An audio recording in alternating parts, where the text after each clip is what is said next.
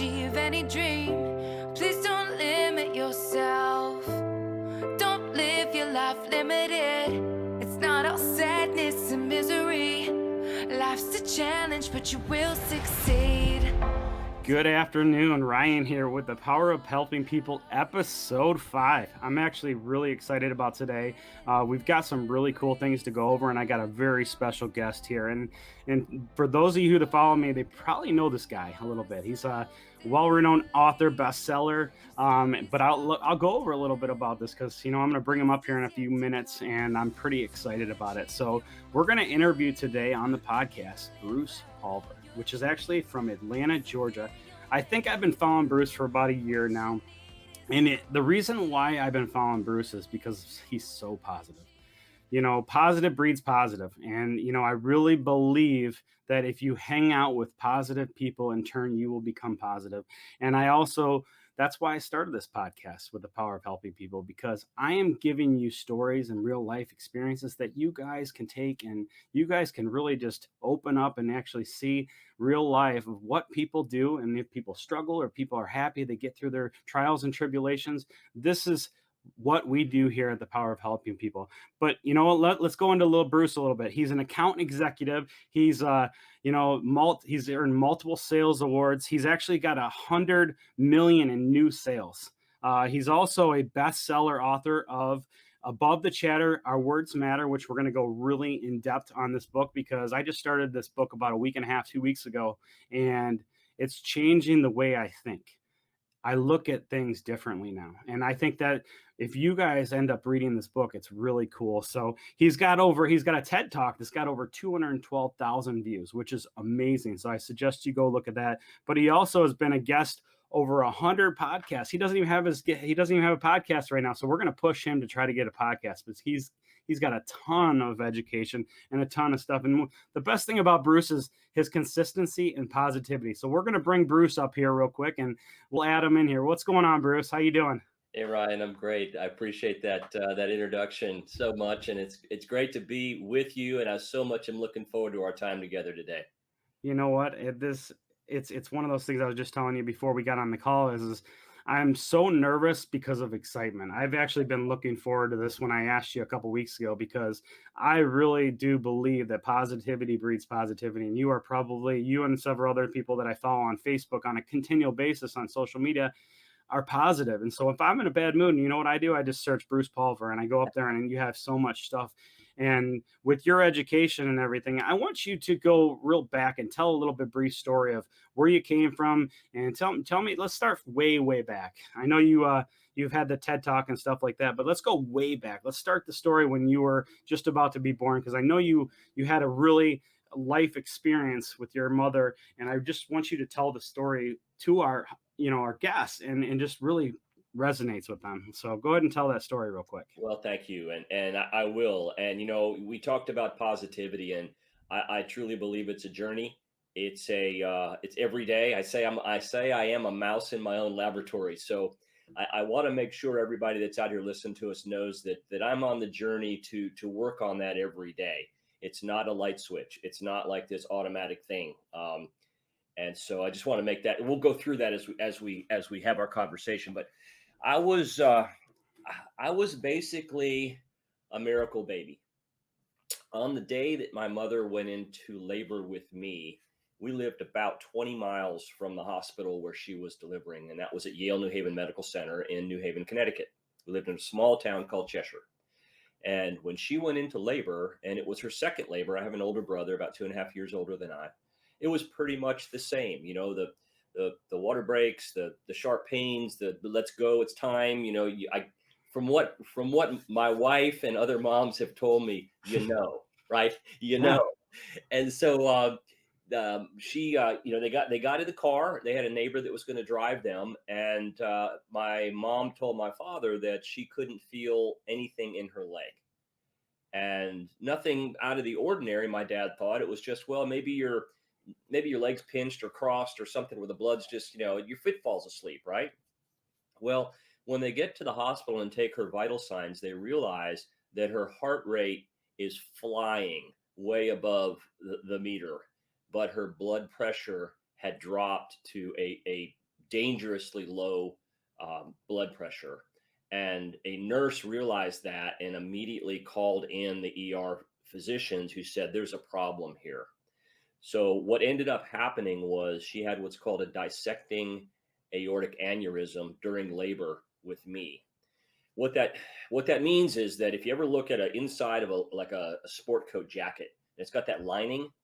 So the thin lining of that sport coat is really where the blood's flowing on the inside of that as your arm goes in, right? But if there's a tear in that, you kind of see then in between the actual material of the jacket and the lining. Well, there's three of those in the arteries that leave the heart, and she was bleeding in between the internal and the external wall, which was causing the heart rate to try to work harder, but the blood pressure to drop because it was basically pumping it inside of her arteries.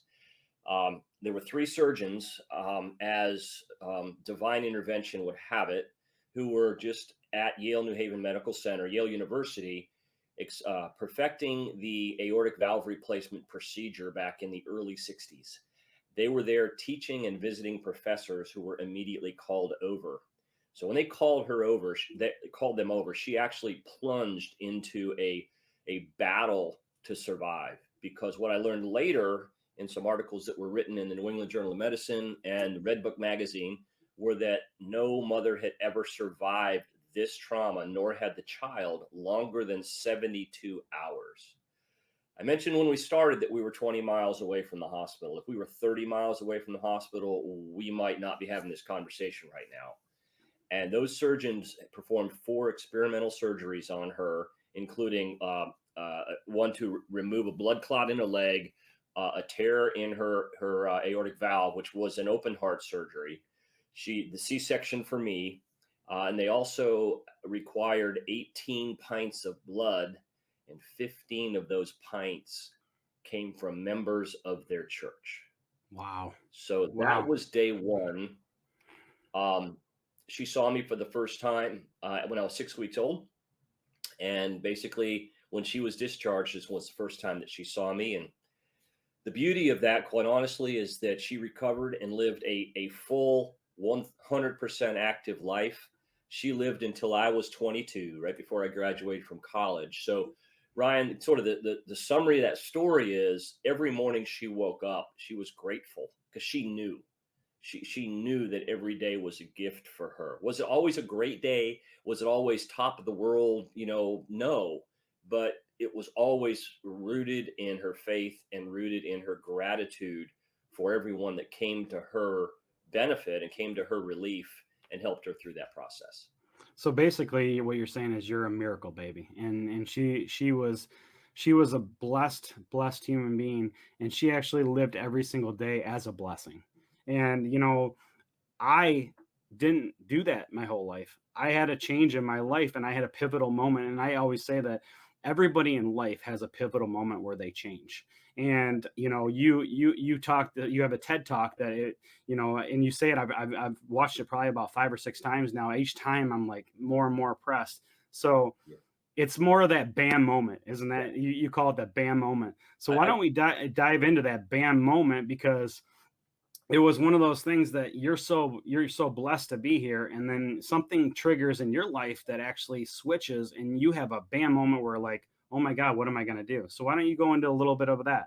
Yeah, sure. And again, thanks for helping kind of keeping the story moving along, because again, this wasn't just this awesome thing, right? I mean, I came out of that process of, the birthing, and yeah, I would Yeah. say definitely a miracle baby. And I was raised in a family of gratitude, and my father was just this brilliant man, great father, and he had this passion, besides for music, which I also got, a passion for words.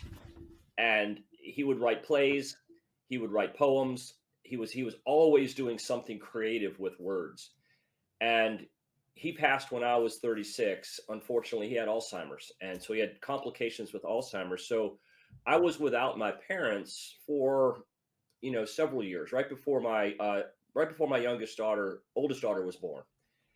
But I had gone through corporate America, and I kind of had this golden retriever kind of mindset, like everything's going to be okay and just keep working hard. And I think I kind of got comfortable with that's the way things were going to be. I mean, I was grateful, but there wasn't nothing really was earth shattering until one day after closing a pretty large piece of business, and kind of, celebrating that, our company had a restructuring and my position was eliminated. And that was the first time, call it a gut punch, call it a 2x4 in the back of the head. I decided to call it a bam moment because it was that sound, and then everything before it was the way it was. But everything after that caused a change. Well, so it wasn't as much, Ryan, being, down in the dumps, or being evicted, or having a relationship blow up, or a deadly diagnosis, or things like that. But for me, in that moment, it was devastating because I had worked for this firm for my entire career. I mean, I had a 25-year career, and then all of a sudden it just ended. So it's like, okay, now what do I do? And quite honestly, I didn't know. It was devastating. It was denial, right? Not me. You mean the other guy, Yeah. right? It was Right. anger. There were 500 employees laid off that day, and all I Wow. could think of was, at some point there were 1,000 names in a spreadsheet or on a grease board somewhere, and mine didn't get erased. Right? I wasn't one of the ones pulled off of that, termination process. I was like, man. And then there was, oh, okay, well, what are you going to do? There was fear, two kids, school age, thinking about, next education level, et cetera. What are you going to do? So in that moment, like that next night, when I woke up, my mom's gratitude merged with my father's love of words, and I just started getting a download. And the first word that I wrote was the word strong. I wrote it vertically, and it's on the cover of the book. I just looked at it, Ryan, for, I mean, a minute. And all of a sudden it said, Bruce, you've got to stand tall, remain optimistic, now go for it. I just wrote it down. I got And it goosebumps. I got goosebumps right now because the thing is it's like when I read the book and I read that word, the intro, it was like the first chapter and it said strong. And I read through that little paragraph. I got goosebumps because it's like when I was a little kid, my parents went through a divorce, and the only way I could cope with that is I always tried to put words. And I look back in my childhood, like, pictures and stuff. I used to put like happy, and then I'd put words down, and I would literally link them like that. So when I read your book, it just brought back so many memories, and it was one of those things that I thought I was very blessed to meet you, but also very blessed to get the book, because when I started reading it, I just fell in love with it. And I wanted to make sure I read each individual thing, and I wanted to have some sort of meaning to each thing. So I actually wrote down like 5 or 6 words, then we'll go into that later. I don't want you to finish this, but I wrote 5 or 6 words that I really touched me. And I think that it'll touch other people. And so we can go over that. But what you guys don't realize is words are triggers in our mind. And Bruce is going to go over this stuff, but when you see a word, it either makes you happy or sad. And when you can take a word that's negative and make it a happy place and a happy thing, and you can reverse your mindset and you can actually move on, it's almost like you take all the negativity out of your life and you put everything into positivity, because now your main focus, and I look at it like a roadway. You're going down the roadway and there's signs all over the roads, and you see all these signs and they're distractions. It's like I'm driving down the road and no negative sign or no negative person is going to get in my way. I'm just going to go straight down that path. And I feel like that is exactly what you're doing. And when I read this book, I felt like I was just getting rebirth again when I was a child. Is like, this is how I coped with some stuff. And I forgot about it, because then when you grow up, you forget about those things. So it was bringing back so many memories as a child of what I did and how I did that. So I have a bunch of that stuff. I want to take pictures and show you, but it's crazy how this is going full circle. So go Yeah. ahead. Sorry, I didn't want to No, interrupt, but I wanted to. that's amazing. That's amazing. So, yeah, so I wrote the first word down, strong, and you're right. The book is titled Above the Chatter, Our Words Matter. And I consider chatter the noise you're talking about. I mean, remember playing Little League Baseball, right? I remember playing third base, and besides fielding ground balls, you had to chatter up the infield. You had to Oh talk yeah. to the batter, Yep. and that's what we called it. We called it chatter. And so that sort of just rang true to me, that there's so much out there that can distract us. and we develop patterns sometimes based on the distraction that puts us in a place that we kind of have to intentionally reprogram. And that's what happened with me on this first word with strong. It started it. Okay. And then, second day was great. Get ready, expect a terrific day was GREAT. And third day, I think, was awesome. A wonderful experience shall overwhelm my expectations. It just came to me, right? I just kept writing them down. It's like, I'll be honest with you, man, it was freaky. I mean, Yeah. quite honestly, it's like, wait a minute, who's talking to me? Now I realize hindsight. And what am I supposed to do? So I just decided, mom and dad forged their gratitude and love of words together and said, this is their way of kind of helping me through this, not being here. So for 420 consecutive mornings, I awoke to receive a word or a phrase. And seriously, Ryan, within probably no more than a minute, maybe 5 minutes, that word would be written for the day. And I just journaled it. I shared it. Wow. Once I started sharing, I realized that outside of me, there was this impact. And I really truly believe that in that whole process of the difficulty of the challenge, I was given a gift, which I call God installed features to Yeah. share. And I was given an assignment, and the assignment was to just be ready to receive a message each day, use it, share it, and it has transformed my life from kind of, I don't want to say on autopilot, but somewhat just sort of, okay, this is the way it's going to be, into this whole new chapter for me of, just trying to be a positive voice, trying to impact that one person who may be struggling today with the same kind of things I was, or their own bam moment.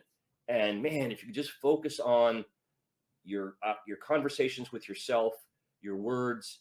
I would also say on your faith. We can get into that a little bit more, but Mhm. seriously, kind of retooling how you see things. It's really up to us to how we look at things. So I was just talking, I had a podcast the other day. I was talking to James Golden, and we were talking about faith, and we were talking about how people just tone it out, because we get so busy in life. Everything's busy, busy, busy, and we don't take the time to actually look and see what's around us. Right. So I always say it's like that's why you have consistencies in your life. Like you have routines. I wake up and I work out and I do my devotional. I sit down and I pray. Those are little things that I do as a day-to-day basis because it programs my mind to make sure that I'm on the straight and narrow. And so when I go out in the world, I can listen to things, I can see little things, I can see like just anything that's going down the road, and I associate that sign with like, hey, I need to do better on this, or I need to do this better for this person. It's all on opening your ears and opening your eyes, and I Yeah. think that's what you're really good at, aren't you? Well, it's sort of like buying that new red truck, and then all you do is see red trucks on the street, right? Yep. It's what you pay attention to. I really think what we practice, we program. And I was on a podcast yesterday I do this weekly program called Exercise Your Faith with Dave and James out in California. Last week, or sorry, this week was our 50th episode. So we've gone almost a year, and we talked about patterns. And a pattern is something we kind of get used to, and doesn't mean it's a bad thing. Hmm. In fact, it can be an asset if we program our behavior, our routines, like you said, in a way that have gratitude, have positive expectation, have I am statements. I am confident. I am strong. I Hmm. am enough. And we repeat those, and they become patterns. Then it almost becomes second nature. But we're always, I think, always needing to focus on, like you said, I can get better at this, because there is no perfect. I truly believe there's excellence, but there is no perfection, and that's a very dangerous thing to chase, in my opinion. Absolutely, absolutely. I totally 100% agree. And I think with the faith aspect, we can dive into that is you really have to put him first.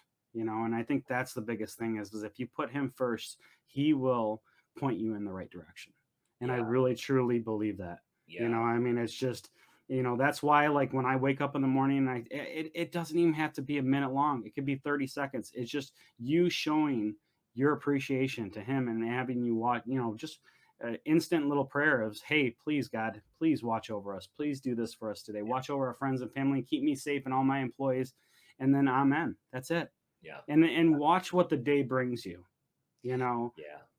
I noticed, I remember this with my mom. I don't talk about this much, but I remember as a kid, we'd get to church a little early because dad sang in the choir. He's a music guy. Mm-hmm. And we'd all go together, and she would find her section, in the sanctuary, and she would just sit quietly while, the prelude was being played by the organist. And I asked her one time, I said, Mom, I said, I know we get here early. You just like to kind of go be, I didn't understand, right? Mm-hmm. You sort of like to go be by yourself. And I said, what's that about? And I'll never forget this. She said, well, it's my time to really show that I'm grateful, and to be thankful for my blessings. And then, she said, thankful for you, thankful for your brother, etc. And so, no, that is but I'll say this, that as I was going through everything that was going on with me, I was not as close in my walk as I have become since. So I said there was a challenge, but there was also an assignment. Mm-hmm. Call it a wake up call. It's really helped me realize, how important that is. I mean, we are all enough, born enough, some assembly required, but we are all Yeah. born enough, I believe. And God prepares us for the blessings He's already prepared for us to receive, and us walking closer. And again, everyone has their basis for that, and I'm comfortable talking about mine. And that is, I asked God one day, as I've got this book, right, I've got this talk, I'm still working in corporate America, I have all these things. I just said one day, I just said, please, God, just all I'm asking for is clarity. I'm not asking for speed. I'm not asking for massive accomplishment. I'm just asking for clarity that I'm doing what you have created me to do. And when I asked for that, the visual that I got, Ryan, was the feeling of a hand on my shoulder, a gravel road 6 feet wide, and I couldn't see the end of it. But what I could see was a dump truck with a backup. I swear to you, this is absolutely true. Just pouring a little more gravel out to keep paving that path. And to me, it was a gravel path. And as long as I feel like I'm walking on that path, paying attention, the good things are going to happen. The right things are going to happen. Let's put it that way. That's amazing. And I actually, I got to tell a story real quick. And the reason why I got to tell this story is because you and I were talking on the phone a little bit earlier, and we were talking about faith. And I got this Bible from my buddy Matt Johnson, and he is probably going to watch this. He's a very good supporter of me, but he gave me this Bible, and I said, well, I'm going to open the book. And they have this little, tab here, and I opened the book up, and it kind of gave me chills when I opened it up. It was Proverbs. And you got to understand, I didn't mark this. I didn't do anything. It just was already marked. I literally opened up the book, and it said, and I haven't opened this book yet, so I haven't touched this book up until today. It said, because I have several Bibles, but this Bible he gave me because he said, I want you to have this Bible. And I always believe in, and Ed Milet says it, is things happen for us, not to us. So I want to read this to you. And it says, the Proverbs of Solomon, son of David, king of Israel. It says, to know wisdom and instruction, to understand words, insights, to receive instruction, wisely dealing in righteous justice and equality, to give produce to the simple words and listen. And you got to understand is this little paragraph right here is all about listening and mindset and insight and instruction. And I didn't even mark this. And I literally picked it up and read that first sentence, and it gave me chills because it's like we're talking, and I wanted insight about this. I wanted, when I was talking to you, I want to say, where is the path that we're going to go on this call? Where are we going to go? Because words are everything, and what we don't know is we don't look for them. We don't listen. We don't hear. A lot of people just sit back and just talk, but they don't listen. And that's why I started the Power Helping People, because I wanted to hear stories. I wanted to hear the inspirations of what you've done and how you've done it in the Word of God and everything. Not even that. It's just every circumstance happens for a reason. And I really, truly believe that.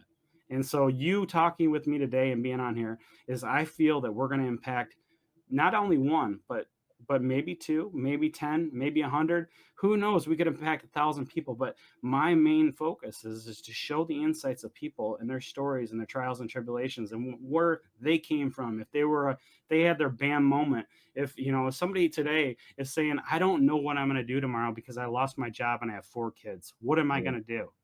Mm-hmm. This moment right here is the pivotal moment that they're going to say, I can be a difference. I can have faith and I can push on and move. And so I want to go into these words. And the reason why I want to go into these words is because when I read these words, everything popped into me. So I'm going to tell you the word, and then I want you to explain the words and go into a little depth of each word. And the first one would be change. Mm-hmm. Okay. I've written change a bunch of times. And it's interesting, I look at it, sometimes it comes up differently. So let me relate, though, I can relate this word to you because it was really powerful to me in the TED Talk. We're all going to face change. That's like the cliche, right? The only thing that's constant is change, right? And I've found that we can look at that word 2 different ways. We can look at it 20 different ways, but I netted it down into 2. And Ed is awesome at life happens for us, not to us. I 100% agree with Ed on that. So you can look at change just by writing it vertically, and you can say, can't handle another negative, gut wrenching experience. Not Yeah. me, not again. Why me? Where did this come from? What did I deserve to have this happen to me? Okay, that's not uncommon, and I'm not saying that it's judging it that's a bad thing, because that could be the first place you go, right? Yep. I probably went there when that layoff happened, right? I Yep. mean, it's natural to want to protect ourselves. It's a natural response, right? To survive. And so sometimes you question in, and that would be one way to look at change. The other way, though, would be, okay, I get it, and say circumstances have altered, now get engaged. So when I said that to myself, it was like, there's not anything I can do about what has already transpired. All I can do is control how I move forward, how I respond to this situation, how I respond to the change. It's just 2 ways to look at the same situation, which is a change. Man. Wow. I mean, you got to understand in my life, I was 350 pounds about 4 years ago. I quit drinking. It'll be 4 years, November 17th. And I say this a lot because it's such a pivotal moment in my life. I choose to change November 17th of 2017. I didn't have a moment where I was weak. I didn't have a moment. I choose to change not only for my family, myself, and God, to be honest with you. That's why I changed. So that's why that word is impactful so much to me. Of what you did is you put a word that transcribed my brain to think something different. Wow. Well, So there's another way to look at that too. And this is just simple. Woe is me or wow is me. It's just one different letter at the end of the word. yep, And it's a mindset. And it isn't a switch you flip and you just go there. It's just an approach. It's a new path. And thank you for sharing that with the change in your life. That is amazing. And I know there are folks out there that'll hear this or see this, and they're maybe fighting that same thing, Ryan. And you're an example that you can conquer. Every day you get up and you conquer that again, I bet. yep. Well, it's consistency. I mean, it's in life. We just need to get out there and just do it. And once we start doing it, and every day, that's why you said every day you were getting that word. It took 1 to 2 minutes to get it because every day you were doing it and you were actually just seeking those words. And you're like, hey, put a word in my head every single day. And you just had it happen. The next one is blessed. Blessed. Yeah. Wow. Blessed is what I just believe we are born as. I mean, I know from my day one, it was a blessing to make it through the first day and a half, the first 72 hours. And to wake up knowing that you have No, this is a tough one because it's hard sometimes to appreciate or be aware that we do, but we are blessed with gifts, right? And it could be a natural talent to draw. It might be an instrument you play. It might be, who we see playing on Sunday afternoons and on football, right? There's gifts, and to me, those are blessings that are given to us. And I truly believe that we have an obligation. If God is everywhere, He puts gifts in us so we can be there with them at the right place, at the right time, with an awareness. Unbelievable. I mean, that's I consider myself very blessed. I have four healthy kids, and I have a very, very loving wife. And I feel that I have been a very blessed person. I feel like things just come to me the last 4 years. I feel like when I ask for things, I pray for things, it just always seems to go right. And I don't know if that's due to me just being in a more positive state and looking at positive things and thinking of positive things, or if it just, I'm very blessed in my life and I really Mm. want to pass that on to others. And you've already discussed this a little bit, but I want to go into detail. You have the can I or I can. And I Yeah. really want you to go over that because that's like, I think that's my favorite out of all of them because a lot of people, it's just a common word. It just uses it all the time. And I feel like people really don't understand that word. Well, this kind of emerged out of another thought because it's not always a word. Sometimes it's images. And I don't know about you, but my dad grew up. He grew up in a city, not a lot of ball fields to play. So he would tell me these stories that they would go out after the mom, you kind of, went to the grocery store and had the big old thing of soup, took the top off the soup, Yep. poured the soup in a bucket, and then there was something left over, right? That Yep. empty can, right? Yep. Yep. He'd say, "Yeah, we used to go out and play kick the can all the time." Well, something just landed on me where I said, I think it's more important to kick the can't. Just add an N apostrophe T at the end, or untie the knots, and not knots like two strings, but NOTS. So it's mindset. So if you step into something asking yourself, well, can I? Can I do this really? That doubt starts to creep in. Cautious, anxious, nervous, insecure is Yeah. can I? But if you just take the punctuation and move it around, make it an exclamation point instead of a question mark, and you move the I from the end to the beginning, and you say, I can, it just changes things. Inspired, confident, assured, never a doubt. And as I say in my talk, it doesn't mean that the route will become easier. It won't be a downhill that's smooth. But when you say, I can, you basically step up and are proclaiming that you're going to find a way through it, around it, over it, under it, or maybe turn around and go a different direction because that might be the right move as well. Again, just a mindset between how we use the same letters in two words and just change them around a little bit. Dude, I love I can. I can do anything. You can do anything you put your mind to. So I can do it, and that's what people need to start saying. And I know you just it just ended, but let's talk a little bit about your little shirt nonprofit thing that you're doing. I know it Yeah. just ended, but maybe you'll open it up, maybe not. We'll see if people are Yeah. interested. So Let's talk thanks. a I little mean, bit about it. I've I really thought that besides writing and posting a word, it's important to maybe think about putting a message out to the world that can be seen. So I thought, well, where can you do that? Well, maybe on a T-shirt or a piece of apparel. So uh, Authentically American is a Nashville-based, veteran-owned apparel line, and Dean Wagner is the owner. Been featured on Fox News. Just go out and look at Authentically American. And I partnered with Dan and his team to create at least an initial entry into the apparel space with a phrase, the letter Y, two strings tied together, and then the word me at the end. So why not me? As opposed to saying why me, why did this happen? Well, why not me? Why shouldn't I be going through this challenge or this struggle? Because on the other side, I'm always stronger. So I've decided that I started a little launch.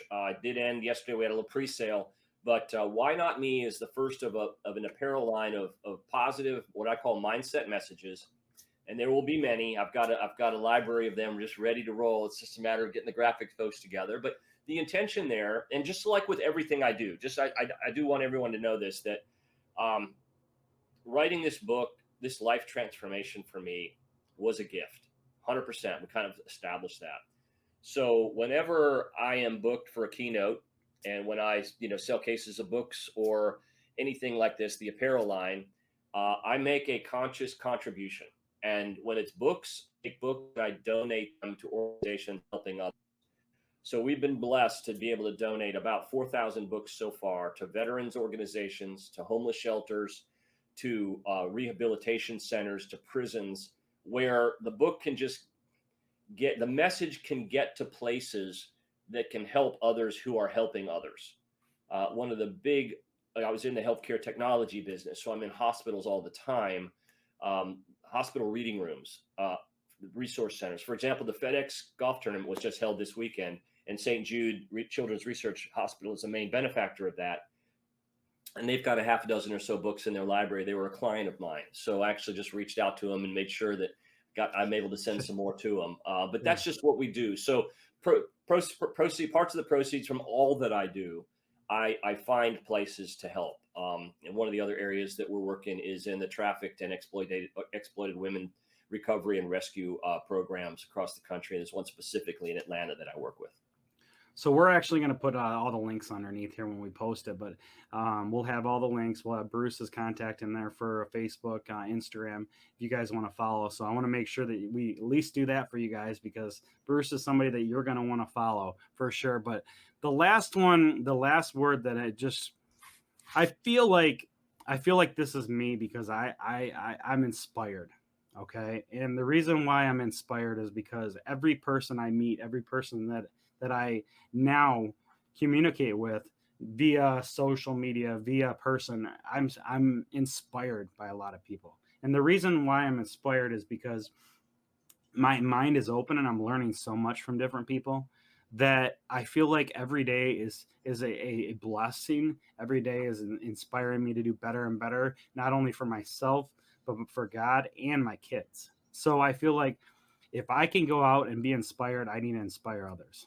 I said, so I can't just be inspired and not inspire, because the reason why I say that is because you're losing your gift if you're getting inspired and you're not inspiring people. So everything I intake, I want to share. Everything I have to release. So if it's good, I want people to hear it. If it's bad and negative, I don't want people to hear it. So it's all the positive things that I want to share out, because 4 years ago, I was in the dumps and I needed to get out of that feeling. And what I did is I said, I can. And that's why I picked that word. I also said that I need to inspire and be inspired in order to get out of my hole. Yeah. And then I think the biggest thing is what, like you said, is I have to be strong, and the strong part of me was getting up every single day and doing it over and over and over and over again.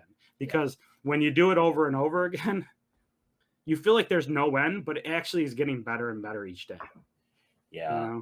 Wow. Well, so there's a whole lot to unwrap what you just said there. And if we have some more time, I'd love to just dive into We have plenty of time. We have plenty of time. So, number one is I'm a huge believer in the word incrementalism. What does that mean? Some long, freaky word with a bunch of syllables. The one thing that's cool to me about that word is right in the middle of it is the word mental. Little mental shifts. So I talk about this often as well, and I think it might be helpful here to the community. And that is, January 1st, or maybe the last 2 weeks of December, we start writing things down about resolutions we want to make, right? We want to resolve to do this, or and pick it, doesn't matter. We all know what they are, right? But I'd like to break that word apart and drop in 2 letters. Instead of looking for a resolution, I like to look for an REAL solution. A real solution is just a mindset, like a little dial change from, oh, it's a resolution, to it's going to be a real solution. So the commitment starts to change, right? And then you do this activity, whether it's diet, whether it's abstaining, whether it's looking at your finances differently, whether it's family relation, whatever the things are that you're having on that list as a real solution, and you do it for a period of time, right? Usually they say 21 days, it forms what? A habit, right? Habit. Yeah. Well, a habit is great because that gets you from the idea to the structured real solution to doing it for a while repeatedly. But then there's other folks who say, 67 days it takes to really make the change. Some would say 75 days, the guys that do 75 hard, right? So what happens there, though, is there's a transition from a habit, which is what you do, to becoming a lifestyle, and that's who you are. Let's give it an example. You may say, I want to get in shape. I'm going to do it by jogging, right? So there's your real solution. 21 days in, you say, I'm jogging, or I'm a runner. 76 day or 67 or 75 days in, you now live a healthy lifestyle. So it's incremental to get started, but repeated. And I am a creature of habit, right? 420 days of writing. Then I did 855 days in a row of push-ups because I wanted to get to a certain number of push-ups by a certain period of time. Then I followed Jesse Itzler's fruit until noon. And I did that for a year, only ate fruit from the time I got up until noon. Oh my gosh. Now I'm doing something for my dad. He passed away on July 9th. I'm sorry, he was born on July 9th in 1930. So he'd have been 91 years old. Well, July 9th to October 10th is 91 days. So I've decided to do a certain number of exercises for 91 straight days every day, document. So I am this creature of counting things now, which helps me. That's why that word incrementalism, stick with it. And I think it's Ed Milet also talks about self-confidence being making and keeping promises to yourself. Yeah. I translated that a little bit different. We can make the commitment to do something, right? I am not going to open the crunchy box of whatever in the pantry after dinner. All right. Yep. But doing that, I call making the commitment to the commitment. And that's keeping that promise that says, I'm committed. And guess what? I'm committed to that thing. It's not just making the commitment. So how would someone kind of get started on something, right? We got folks out there and I'm the same way, right? What's the next? Or how am I going to move to it's always about getting better, 1% better a day if you can. But let's say, there's folks that are listening to this and they're like, yeah, this sounds great, Ryan and Bruce, but you guys are, further. I don't mean that we're not. What it does is it's about how do you start. So let's say it's a fitness thing. Well, you make it up. You decide what it is for you. But for me, it was a fitness thing. I lost a bet and I had to run a 5K and a 10K and I'd never run before. So the first thing I did when I knew I had to do it was I put the shoes, the shorts, the socks, and the t-shirt on a chest at the end of the bed. So that when I woke up the next morning, Ryan, I had to consciously walk by it and not put it on, right? To break that commitment to myself. But so what? I didn't go run a 5K the first day. I got out to the end of the driveway. Okay, what are we going to do? Hey, there's a mailbox. Let me see if I can run to that next mailbox. Yeah. Seriously, it was a series of mailboxes for 4 weeks until, okay, now I got, a quarter mile, whatever that distance was, but it was incremental and it was committing to the commitment. So I would encourage anyone that's listening to us today, how do you start building that? Little wins, no perfection, just excellence, a little bit better each day, commit to the commitment, and do things incrementally. It's we talk about this every single day. It's just taking that first step. It's like I'll start tomorrow, or I'm going to start on Monday, or I'm going to start next Friday, or you always have, I'm going to start after the holiday. We always tell ourselves different things. And I think the biggest thing is we just have to make that step. And what I usually do is I usually go all in and say, guess what? You're going to help me. You're going to help me. You're going to help me. And you hold everybody accountable and you start saying, hey, you hold me accountable for this, and you hold me accountable for this, and you don't want to let these people down. And Mhm. that's the really thing is if you feel like you can't do it yourself, all you got to do is ask for help. Mhm. Have people hold accountable. You said 21 days. Did you know today was 21 days of me being on 75 hard? This is my 21st day. This is like the most, it's just everything's coming together. You say 21, it's literally like becoming a lifestyle. Yeah. I'm going to be off this call, or after we do this podcast, I'm going to do my second workout. I have a routine going now. It's in my schedule. It's just constantly, and each day gets better and better. And you say this 1% better. My day and my mind and my mindset is getting better every single day. And you know what I contribute that to is just getting up and doing it and just doing the work, not making excuses, Mhm. Yeah. because No. we all tend to make excuses. Right. So Well, we were, and I don't think excuses are something we can completely erase. It's about being aware. You talked about the chatter. The chatter yeah, in your head is the excuse that says tomorrow, or, I'll just pick it up again later, or, those types of things. So I would say be aware of them. If you just try to put them like suppress them, they're going to want to keep pushing towards us, right? So be aware. This is gonna suck today. I don't want to do it. It's 25 degrees out. It's snowing. I got right, day 73 under the belt. I got 2 more to go. I don't want to do this. yeah, That's okay to think that, right? yeah. But when you power through it and are on the other side and you say we did it, man, that's where the joy comes. I haven't 100% completed it. So I did it back in March, Yeah. and I got COVID, and I'm like, I'm gonna fight through this. So the first 3 days of COVID, I 2 workouts a day. I'm like, oh, this is really kicking my butt. And then my wife came down with COVID because obviously I gave it to her, which was a bad experience. My wife was very, very ill. Mm, And so I had to take care of a newborn that was 7 months old at the time. And wow. so I had to take it upon myself to say, hey, I'm not giving up. I'm not quitting. I'm not doing this, but I got to do this for my family. And I stepped back and I said, hey, you did everything you possibly could, but you're going to step back and you're going to be there for your family, and then you're going to pick it up. So this Yeah. is day 21 of my second time trying it, and I know that things are going to come in my way. I know things that are going to say, like, I finished a day 17 at 11:30 at night because I just told myself, I said, you get your butt out there and just do it. I wanted to give up.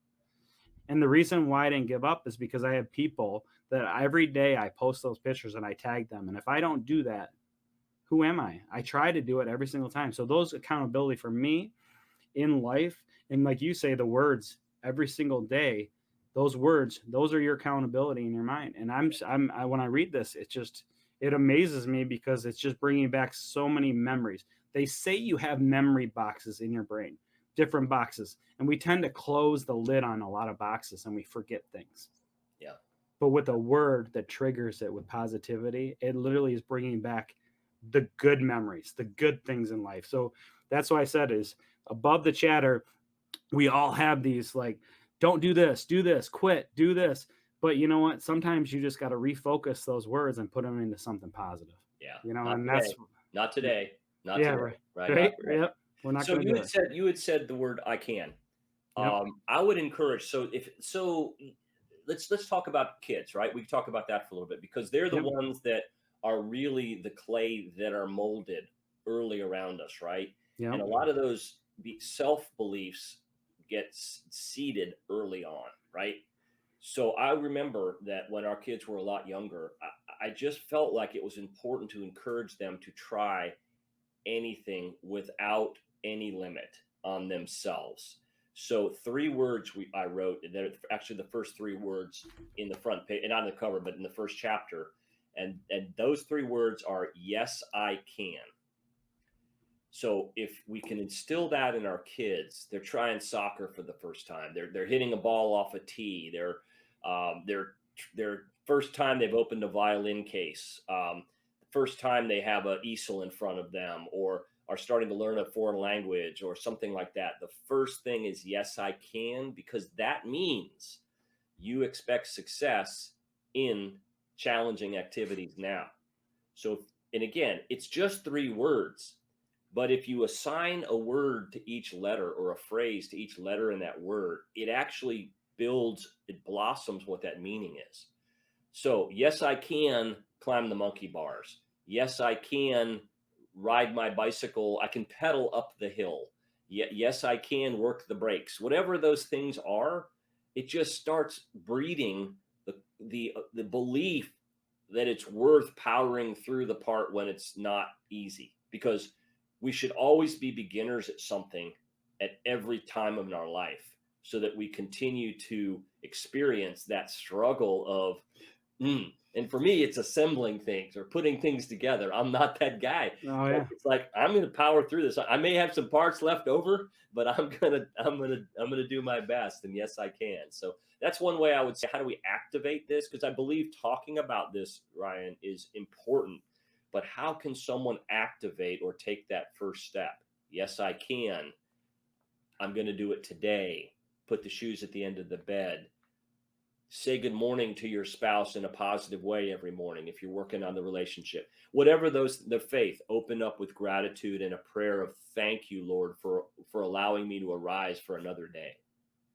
Yeah, I mean, I think what's really cool about that is I have the Glenn Lundy calendar here, and every day I write in this book, and it's just like you got to give gratitude. And I actually said this the other day, but it's got my schedule, it's got my gratitude, and if you wake up and you have this right next to your bed every single day, you're Yeah. not going to walk by it and say I'm not going to do that. You're going to say, you know what, this is my routine, this is what I got to do.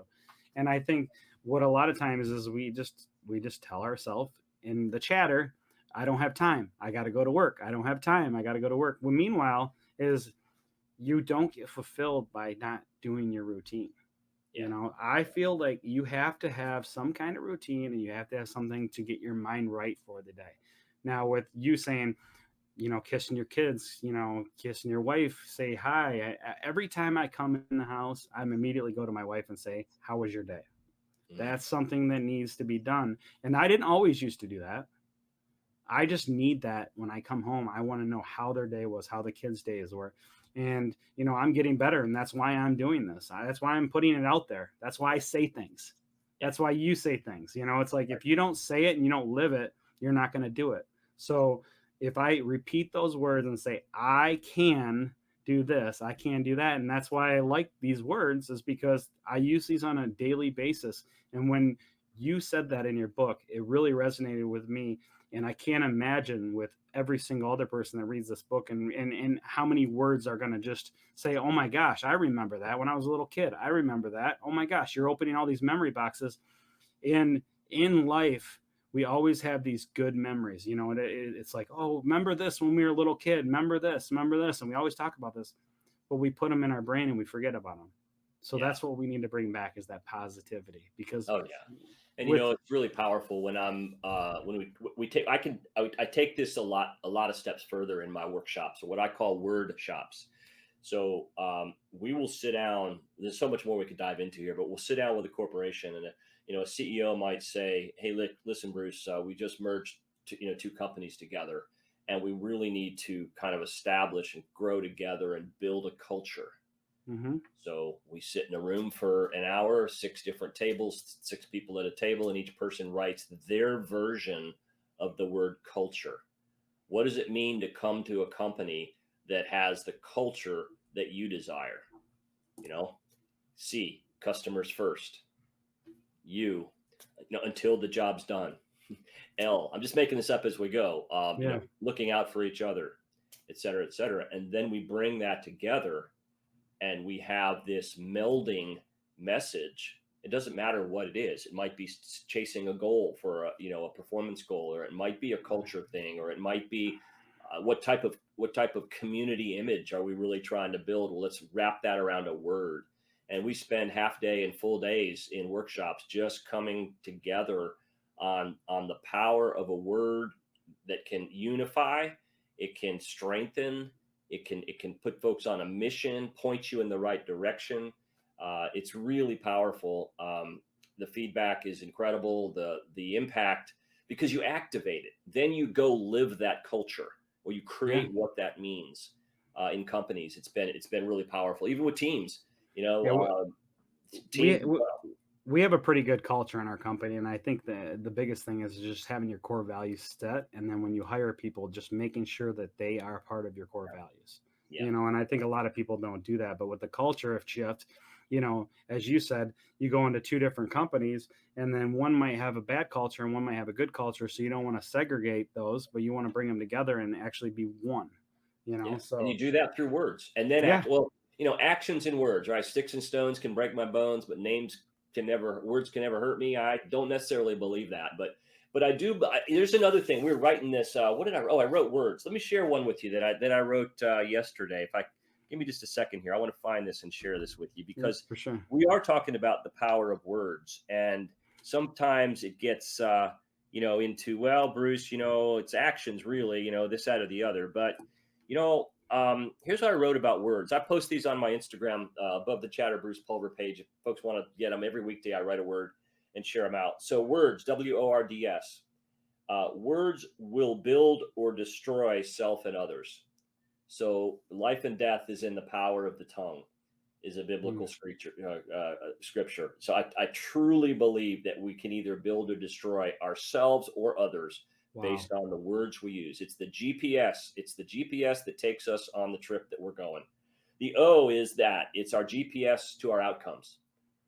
You know, I don't know if you ever played golf with someone who says, "Don't hit the ball in the water." What happens a lot of times, right? Right in the water. Right, and it's like your subconscious is unable to comprehend the word "don't" or "not." That's why I say, Mhm. kick the cans. Yeah.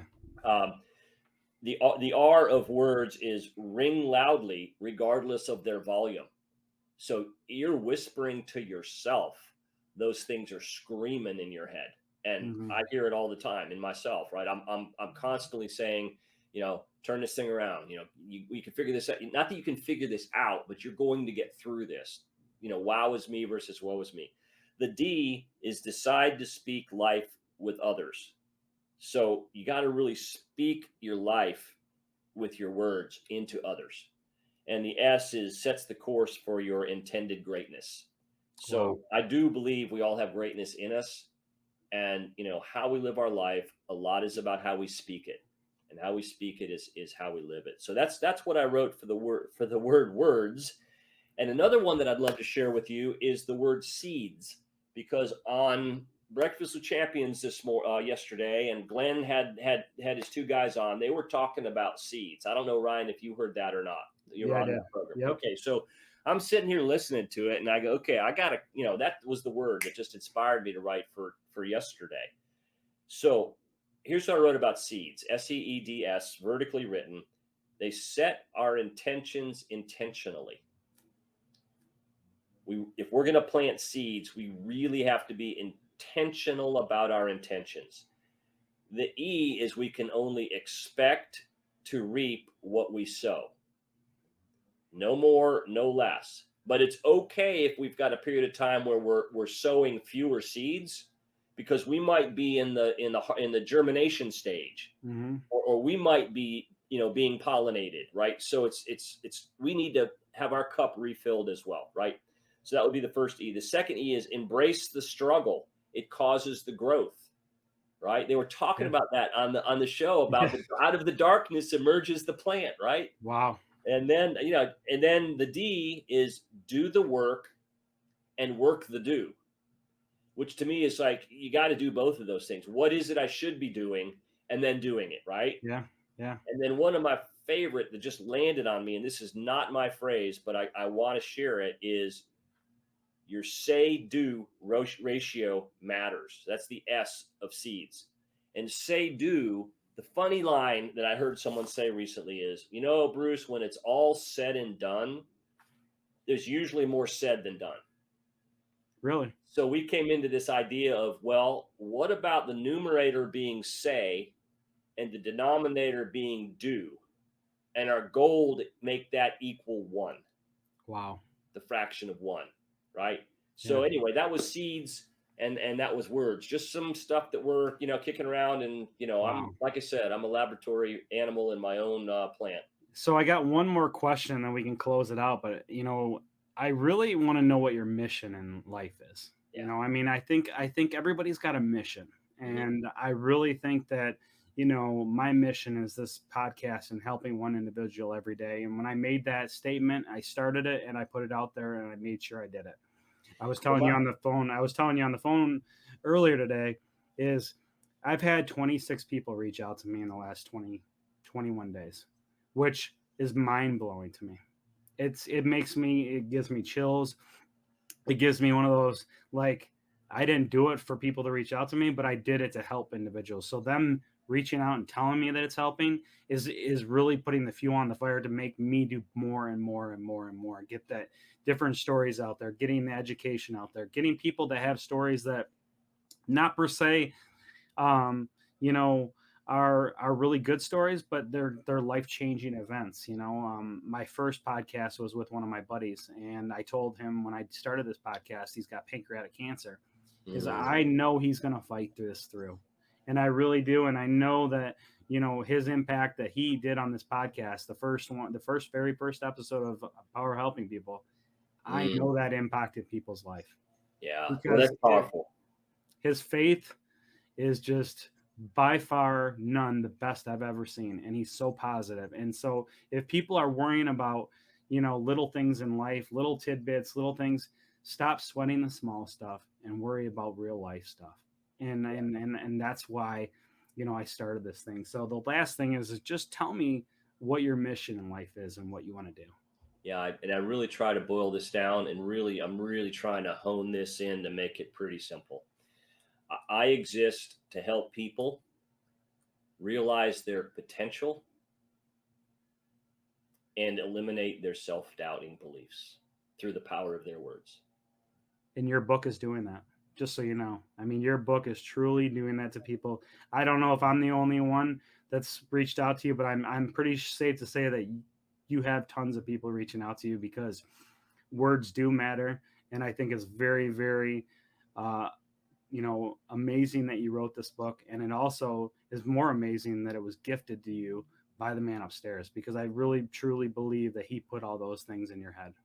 And Thank you. I appreciate that, and it's hard to kind of share some of the stuff that the feedback that has been come my way, because I never want. It's not about me, and the mhm. minute I make it about me is the minute everything blows up.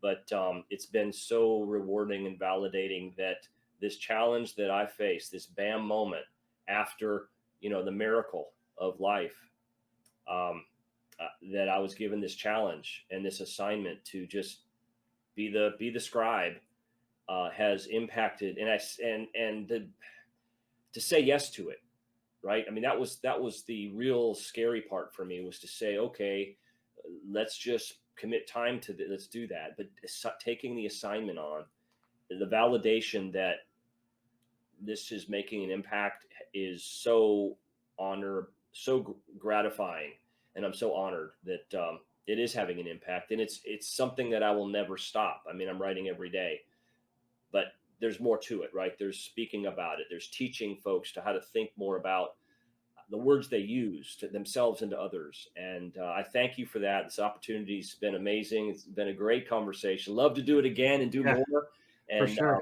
I thank you so much for just having the conversation about how important our conversations are with ourselves and with others, and the power of our words. Dude, I appreciate it. And I'm going to actually end this with a little prayer right here and a quote. So I'm going to do the prayer and then I'll finish it with a quote. So, real quick is let's bow our heads. Dear Heavenly Father, we thank you that Bruce was able to get on this podcast and share his wisdom, share his words. But we also want you to put his words out there so people can learn, people can help others, people can strive to be better on a daily basis. Lord, we ask you to watch over all of us, our friends, our family. In Jesus' name we pray, amen. Amen. And then I got to finish with a quote, and I think it's one of those things that's Anthony Robbins. He says, "You see in life, lots of people know what to do, but few people actually do it. What they know, knowing is not enough. You must take action." And that's why we're here today. Is we're taking action and we're sharing our message and we're trying to impact one person every day. So I want to thank you guys. I appreciate you guys. God bless. I love you.